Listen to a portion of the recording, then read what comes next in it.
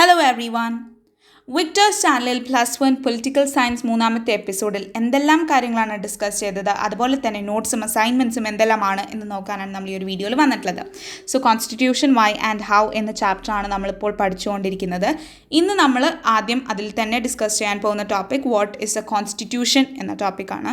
അപ്പോൾ അതിനകത്ത് constitution is a compact document that comprises of a number of articles about the state specifying how the state is to be constituted and what norms it should follow. ഒരു constitution എന്ന് പറയുന്നത് ഒരു compact document ആണ്. അതിനകത്ത് കുറേ articles ഉണ്ടാവും. അതിനകത്ത് ഒരു സ്റ്റേറ്റ് ഗവൺമെൻറ് എങ്ങനെയാണ് വേണ്ടത്, എങ്ങനെയാണ് അത് കോൺസ്റ്റിറ്റ്യൂട്ട് ചെയ്യുന്നത്, അതായത് ഗവൺമെൻറ് എങ്ങനെയാണ് ഫോം ആവുന്നത്, എന്തെല്ലാം പ്രൊസീജിയേഴ്സ് അല്ലെങ്കിൽ നോംസ് ആണ്, എന്തൊക്കെ വാല്യൂസ് ആണ് ആ ഒരു ഗവൺമെൻറ് ഫോളോ ചെയ്യേണ്ടത്, ഇതെല്ലാം നമുക്ക് കോൺസ്റ്റിറ്റ്യൂഷനിൽ കാണാൻ സാധിക്കും. അതേപോലെ തന്നെ കോൺസ്റ്റിറ്റ്യൂഷൻ എന്ന് പറയുന്നത് ഒരു set of fundamental rules and rights of A state. ഒരു രാജ്യത്ത് നിലനിൽക്കുന്ന നിയമങ്ങളുടെയും അതുപോലെ തന്നെ അവകാശങ്ങളുടെയും എല്ലാം ഒരു ഫണ്ടമെൻ്റൽ ഡോക്യുമെൻ്റ് ആണ് കോൺസ്റ്റിറ്റ്യൂഷൻ എന്ന് നമുക്ക് പറയാൻ സാധിക്കും. ഒരു കോൺസ്റ്റിറ്റ്യൂഷനിൽ എപ്പോഴും ഗവൺമെൻറ്റിൻ്റെ പവേഴ്സ് എന്താണ്, അതുപോലെ തന്നെ ആ രാജ്യത്തുള്ള സിറ്റിസൺ ഗവേൺഡിൻ്റെ റൈറ്റ്സ് എന്തൊക്കെയാണ്, അവകാശങ്ങൾ എന്തൊക്കെയാണ്, അതുപോലെ തന്നെ ഗവൺമെൻറ്റും അതുപോലെ തന്നെ ആ രാജ്യത്തിലെ സിറ്റിസൻസും തമ്മിലുള്ള റിലേഷൻഷിപ്പ് എങ്ങനെയാണ്, ഇതെല്ലാമാണ് നമ്മൾ കോൺസ്റ്റിറ്റ്യൂഷനിൽ നോക്കുന്നത്. ഇനി നമ്മൾ നോക്കാൻ പോകുന്ന how effective is A constitution. ഒരു കോൺസ്റ്റിറ്റ്യൂഷൻ എത്രത്തോളം എഫക്റ്റീവാണ്, അതായത് എഫിഷ്യൻ്റ് ആണ് എന്നാണ് നമ്മൾ നോക്കുന്നത്. അപ്പോൾ അതിനകത്ത് 3 ഫാക്ടേഴ്സാണ് നമ്മൾ ഈ ഒരു എഫക്റ്റീവ്നെസ് കാൽക്കുലേറ്റ് ചെയ്യാൻ അല്ലെങ്കിൽ എഫക്റ്റീവ്നെസ് മനസ്സിലാക്കാൻ നമ്മൾ 3 ഫാക്ടേഴ്സാണ് എടുക്കുന്നത്. മോഡ് ഓഫ് പ്രൊമൽഗേഷൻ, അതായത് ഫോർമേഷൻ്റെ രീതി, സബ്സ്റ്റാൻറ്റീവ് പ്രൊവിഷൻസ് ഓഫ് എ കോൺസ്റ്റിറ്റ്യൂഷനിലുള്ള substantive provisions, balanced institutional designs. അതായത് നമ്മൾ നേരത്തെ പറഞ്ഞിട്ടുണ്ട് റിജിഡ് ആൻഡ് ഫ്ലെക്സിബിൾ കോൺസ്റ്റിറ്റ്യൂഷൻ, കൂടുതൽ റിജിഡ് ആവാനും പാടില്ല, ഫ്ലെക്സിബിൾ ആവാനും പാടില്ല. അതുപോലെയുള്ള ഒരു ബാലൻസ് ആണ് നമുക്ക് കോൺസ്റ്റിറ്റ്യൂഷനിൽ വേണ്ടത്. അപ്പോൾ ഈ 3 ഫാക്ടേഴ്സാണ് ഒരു കോൺസ്റ്റിറ്റ്യൂഷൻ്റെ എഫക്റ്റീവ്നെസ് തീരുമാനിക്കുന്നത്.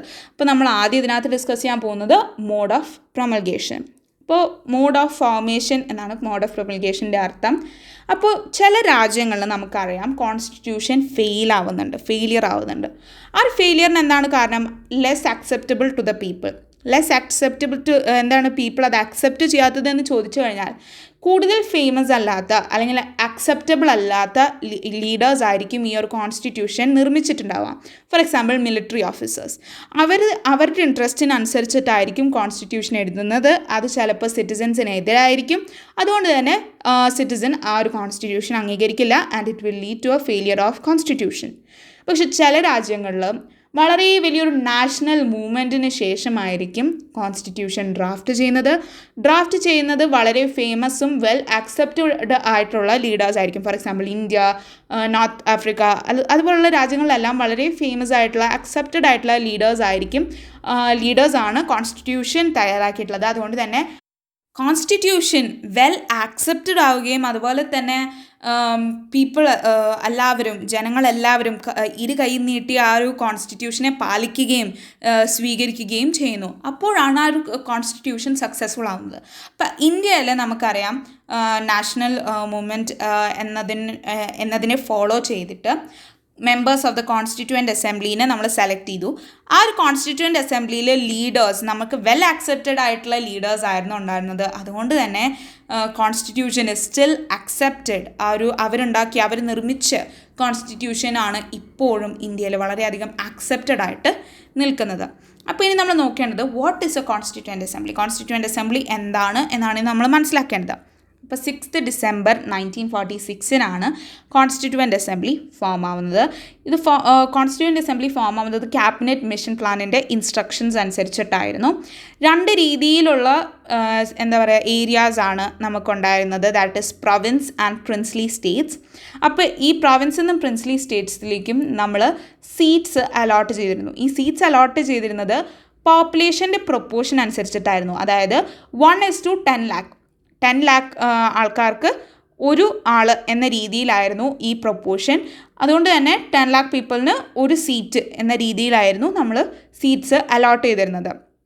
അപ്പോൾ മെമ്പേഴ്സ് ഓഫ് ദ പ്രൊവിൻസസ്, അപ്പോൾ നമ്മൾ നേരത്തെ തന്നെ പറഞ്ഞു പ്രൊവിൻസ് ആൻഡ് പ്രിൻസ്ലി സ്റ്റേറ്റ്സ് 2 ഉണ്ട്. അപ്പോൾ നമ്മൾ പ്രൊവിൻസിൽ നിന്ന് എങ്ങനെയാണ് ഒരു മെമ്പറിനെ സെലക്ട് ചെയ്യുക? പ്രൊവിൻഷ്യൽ ലെജിസ്ലേറ്റീവ് അസംബ്ലീസ് ആയിരുന്നു ആ ഒരു മെമ്പറിനെ സെലക്ട് ചെയ്തത്. 1935 പ്രൊവിൻഷ്യൽ ലെജിസ്ലേറ്റീവ് അസംബ്ലി എസ്റ്റാബ്ലിഷ് ആയത്. ആ പ്രൊവിൻഷ്യൽ ലെജിസ്ലേറ്റീവ് അസംബ്ലി ആയിരുന്നു പ്രൊവിൻസിൽ നിന്നുള്ള മെമ്പേഴ്സിനെ സെലക്ട് ചെയ്തിരുന്നത്. ഈ സെലക്ഷൻ നമ്മൾ 3 കമ്മ്യൂണിറ്റീസിലായിട്ട് ഡിസ്ട്രിബ്യൂട്ട് ചെയ്തിരുന്നു. That is Muslim, Sikhs and general categories. ഈ 3 കമ്മ്യൂണിറ്റീസിൽ നിന്നായിരുന്നു നമ്മൾ മെമ്പേഴ്സിനെ സെലക്ട് ചെയ്തിരുന്നത്. ഇനി നമ്മൾ പ്രിൻസ്ലി സ്റ്റേറ്റ്സിലേക്ക് നോക്കുകയാണെങ്കിൽ അവിടെ 93 സീറ്റ്സ് ആയിരുന്നു പ്രിൻസ്ലി സ്റ്റേറ്റ്സിന് വേണ്ടി അലോട്ടഡ് ഉണ്ടായിരുന്നത്. ആൻഡ് അവർ റെപ്രസെൻറ്റേറ്റീവിനെ സെലക്ട് ചെയ്തിരുന്നത് കൺസൾട്ടേഷനിലൂടെ ആയിരുന്നു. അതായത് അവർ ഡിസ്കസ് ചെയ്ത് അവരുടെ രാജ്യത്തിൻ്റെ ഇടയിൽ തന്നെ അവർ ഡിസ്കസ് ചെയ്ത് അവർക്ക് ആപ്റ്റാണ് അല്ലെങ്കിൽ അവർക്ക് ഈ ഒരാളാണ് ആ ഒരു പോസ്റ്റിലിരിക്കാൻ നല്ലത്, ആ ഒരു മെമ്പർ ആവാൻ നല്ലത് എന്ന് തോന്നുന്ന ഒരാളെ അവർ ഡിസ്കഷനിലൂടെ കണ്ടുപിടിക്കുകയും ഒരു മെമ്പറായിട്ട് ചൂസ് ചെയ്യുകയും ചെയ്യുന്നു. അങ്ങനെ എല്ലാ പ്രൊവിൻസിൽ നിന്നും അതുപോലെ തന്നെ പ്രിൻസ്ലി സ്റ്റേറ്റ്സിൽ നിന്നും എല്ലാ മെമ്പേഴ്സ് വന്നതിന് ശേഷം ടോട്ടലി കോൺസ്റ്റിറ്റ്യൂവൻ്റ് അസംബ്ലിയിൽ 389 മെമ്പേഴ്സ് ആയിരുന്നു ഉണ്ടായിരുന്നത്.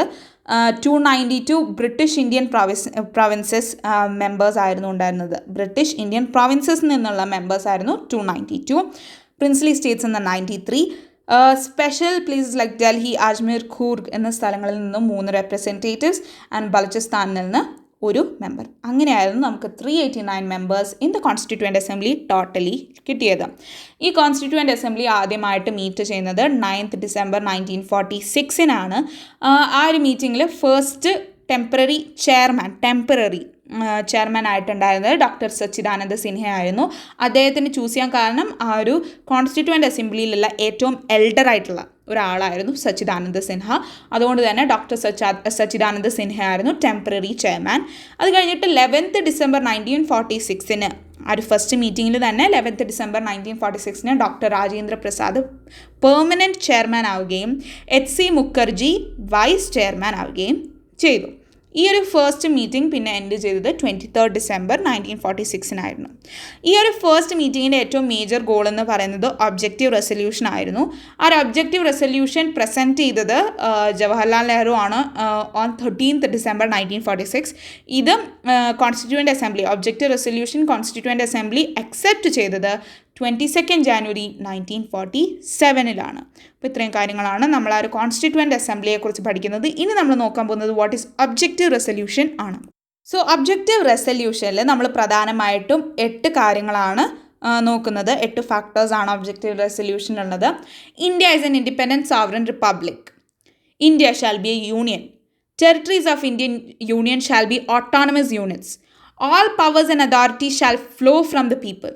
All people of India shall be guaranteed and secured social, economic and political justice. The minorities, backward and tribal areas, depressed and other backward classes shall be provided adequate safeguards. The territorial integrity of the Republic and the sovereign rights on land, sea and air shall be maintained according to justice and law of the civilized nation.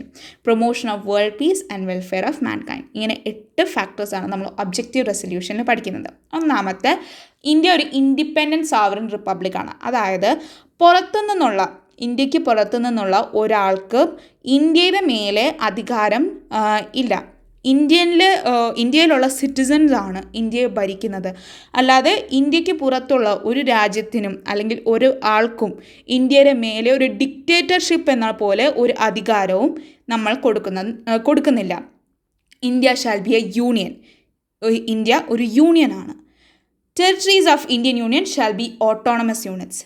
അതായത് Indian യൂണിയനുള്ള ഓരോ ടെറിട്ടറീസും autonomous ആയിരിക്കും. All powers and authority shall flow from the people. എല്ലാ അധികാരവും ജനങ്ങളിൽ നിന്നാണ് വരുന്നത്. All people of India shall be guaranteed and secured social, economic and political justice. ഇന്ത്യയിലുള്ള ഓരോ വ്യക്തിക്കും സോഷ്യൽ, എക്കണോമിക്, സാമൂഹികമായ, എക്കണോമിക്, സാമ്പത്തികമായ, പൊളിറ്റിക്കൽ ജസ്റ്റിസ് നമ്മൾ സെക്യൂർ ചെയ്തിട്ടുണ്ട്. The minorities, backward and tribal areas, depressed and other backward classes shall be provided adequate safeguards. നമ്മുടെ രാജ്യത്തുള്ള minorities, അതുപോലെ തന്നെ backward, tribal areas, depressed and backward classes, ബാക്കിയുള്ള ബാക്ക്വേർഡ് ക്ലാസ്സസിന് എല്ലാത്തിനും നമ്മളൊരു അതുപോലെ തന്നെ അവർക്ക് വേണ്ടിയിട്ടുള്ള ചില സേഫ് ഗാർഡ്സ് നമ്മൾ നിർമ്മിക്കുന്നുണ്ട്. The territorial integrity of the Republic and its sovereign rights on land, sea and air shall be maintained according to justice and law of civilized nation.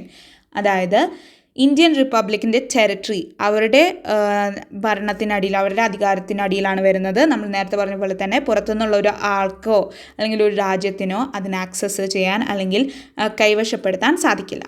Promotion of world piece and welfare of mankind, നമ്മുടെ world piece, ലോക സമാധാനം, അതുപോലെ തന്നെ ഓരോ ജനവിഭാഗത്തിൻ്റെ സമാധാനം, welfare ഒക്കെയാണ് നമ്മളുടെ objective റെസൊല്യൂഷനിൽ പറയുന്നത്. ഓക്കെ, അപ്പോൾ ഇത്രയും 8 പോയിൻറ്റ്സ് ആണ് നിങ്ങൾ ഒബ്ജക്റ്റീവ് റെസൊല്യൂഷൻ്റെ അടിയിൽ പഠിക്കേണ്ടത്. ഇനി നമ്മൾ നോക്കാൻ പോകുന്നത് മൗണ്ട് ബാറ്റൻ പ്ലാൻ എന്ന് പറഞ്ഞ ഒരു പ്ലാനാണ്. മൗണ്ട് ബാറ്റൻ പ്ലാൻ നടപ്പിലാക്കപ്പെടുന്നത് 3 ജൂൺ 1947 ഇത് നമ്മുടെ പാർട്ടീഷനിലേക്കാണ് നയിച്ചത്. ഇന്ത്യ പാകിസ്ഥാൻ പാർട്ടീഷനിലേക്കാണ് നയിച്ചത്. ആ ഒരു പാർട്ടീഷൻ കാരണം തന്നെ നമുക്ക് കോൺസ്റ്റിറ്റ്യൂവൻ്റ് അസംബ്ലീസിനെയും സ്പ്ലിറ്റ് ചെയ്യേണ്ടി വന്നു. Indian constituent assembly, Pakistan constituent assembly രണ്ടും സ്പ്ലിറ്റായി. ആദ്യത്തെ ഇന്ത്യൻ കോൺസ്റ്റിറ്റ്യൂവൻ്റ് അസംബ്ലി, അതായത് പാർട്ടീഷന് ശേഷമുള്ള ഇന്ത്യൻ കോൺസ്റ്റിറ്റ്യൂവൻ്റ് അസംബ്ലി ആദ്യമായിട്ട് മീറ്റ് ചെയ്യുന്നത് 14 ഓഗസ്റ്റ് 1947 ആയിരുന്നു. അതായത് നമ്മുടെ സ്വാതന്ത്ര്യം 15 ഓഗസ്റ്റ് 1947, നമ്മുടെ സ്വാതന്ത്ര്യ ദിനത്തിൻ്റെ തലേ ദിവസം 14 ഓഗസ്റ്റ് 1947 ആയിരുന്നു. അന്ന് നമുക്കറിയാം ജവഹർലാൽ നെഹ്റു എല്ലാം ഒരു അമേസിങ് സ്പീച്ച്, ട്രസ്റ്റ് വിത്ത് ഡെസ്റ്റിനി എല്ലാം നമുക്കറിയാം. അത് ആ ഒരു മീറ്റിങ്ങിലായിരുന്നു. ആ ഒരു മീറ്റിങ്ങിൽ 299 മെമ്പേഴ്സ്, നമ്മുടെ കോൺസ്റ്റിറ്റ്യൂവൻ്റ് അസംബ്ലി പിന്നെ പാകിസ്ഥാനായിട്ട് പാർട്ടീഷൻ കഴിഞ്ഞപ്പോൾ 299 മെമ്പേഴ്സ് ആയിരുന്നു ബാക്കി ഉണ്ടായിരുന്നത്. അപ്പോൾ ഇത്രയും കാര്യങ്ങളാണ് നമ്മൾ ആ ഒരു ക്ലാസ്സിൽ ഡിസ്കസ് ചെയ്തത്. അപ്പോൾ ഞാനിവിടെ കൊടുത്തിട്ടുള്ള ഈ നോട്ട്സ് എല്ലാം നിങ്ങൾക്ക് മനസ്സിലായെന്ന് വിചാരിക്കുന്നു. എന്തെങ്കിലും ഡൗട്ട് ഉണ്ടെങ്കിൽ നിങ്ങൾക്ക് കമൻറ്റ് സെക്ഷനിൽ കമൻറ്റ് ചെയ്യാവുന്നതാണ്. അപ്പോൾ ഞാൻ എന്തായാലും റിപ്ലൈ തരുന്നതായിരിക്കും. So that's all for today. Thanks for watching. See you on my next video. Don't forget to subscribe to my channel and ring the notification bell. Bye bye.